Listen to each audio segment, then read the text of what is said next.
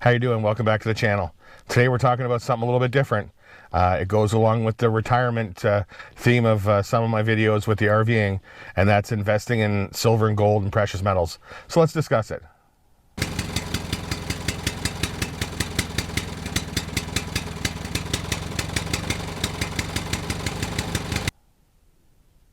Hey, how you doing? Welcome back to the channel. If you're back again, great to see you. If it's your first time, welcome. It's going to be a little bit different today. I know everyone's been watching the RV series, and I do appreciate that. One of the questions I get asked a lot, especially because we're traveling full-time in RV, going south and north each year, is, how did we retire at 48? How did we, save enough money? How did we invest? Things like that. What I've been into for quite a few years now, going on probably 15 years now, is investing in gold and silver. The reason I did it, I'll be very honest, I was bad with money, extremely bad with money. If I had $10 in my pocket, I would convince myself that that needed to be spent on something that I absolutely needed. I was bad with money. And when I first got into silver and gold, it wasn't that I was spending money on stuff.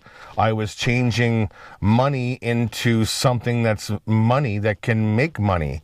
So it was a different kind of mindset, and that kind of appealed to me. So I started out small. I think I bought my first silver maple 16 years ago, and it was like I bought one, and it was like the greatest day ever because I started, I bought my first thing of silver. So I'm just going to get into a few things that I believe is the right way to go when you're doing silver and gold. And it's generic things. Everyone needs to do their own research. Everyone needs to find their own path when it comes to this stuff.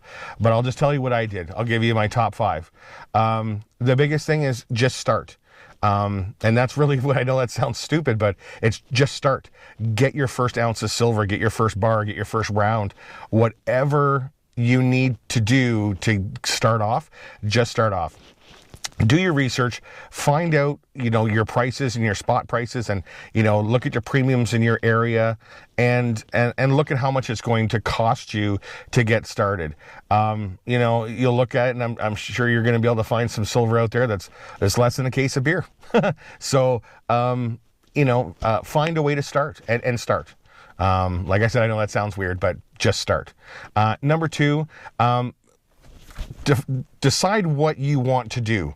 Do you want to stack silver and gold, or do you want to collect silver and gold? To me, I'm a stacker. I invest in gold and silver. I'm just a stacker. When it comes to silver, I don't care what it is. I don't care how shiny it is. I don't care, I don't have that.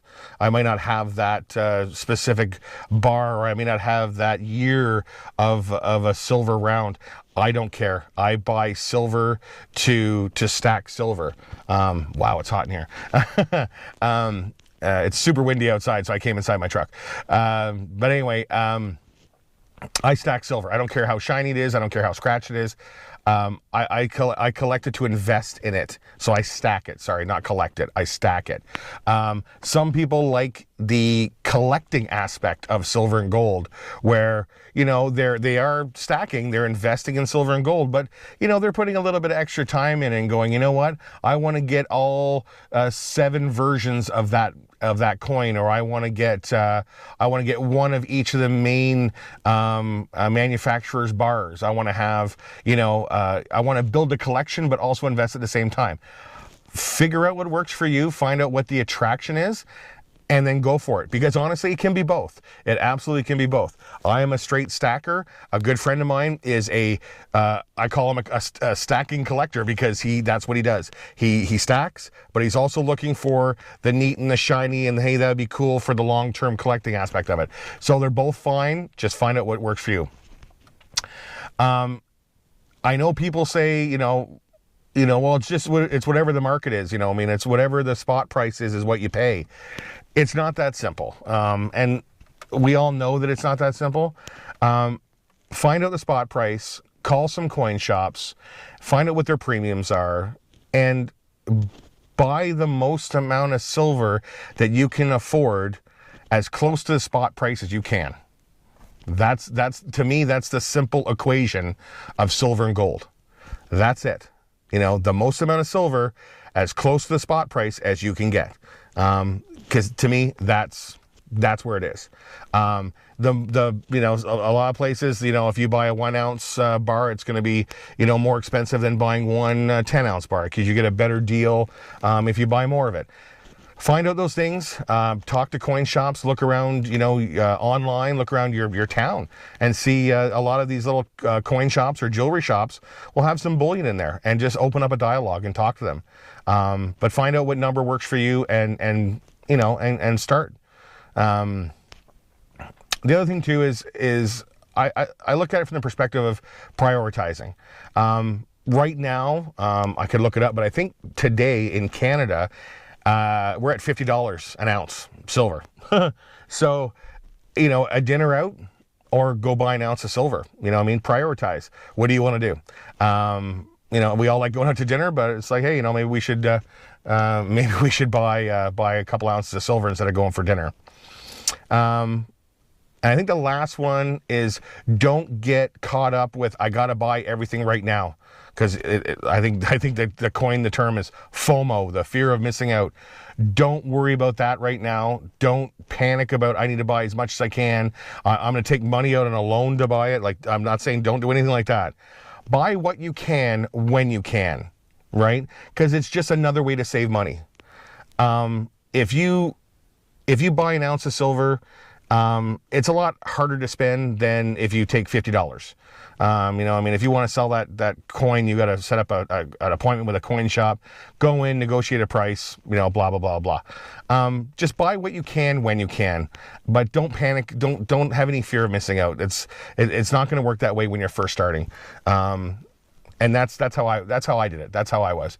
I bought what I could when I could. And, you know, you just have to start small. And as you get more and more and more into your stacking, you'll be able to buy more and more and more. Well, those are my some of my tips, I guess, or my experiences with investing in silver and gold. If this content interests you, you know, I mean, I'd love to talk to other people about it. I love investing in gold and silver, and I love having conversations about it. So drop me a comment below. Let me know what you think, and I'd love to, you know, answer some questions from you guys and have a little bit of a back and forth with you about silver and gold. And then, you know, hey, it only works in our favors to move ahead. So that's all I've got right now. Hopefully you got something out of this. Hopefully, you know, I'm hoping that you look at it and go, yeah, I already know all that, which is great. We're gonna do some more silver gold videos coming up in the future. So stay tuned, and of course we're gonna be talking more full-time RVing, because hey, that's what we're doing. So, you know, hopefully everything goes good for you today, and have a great one. We'll talk to you soon.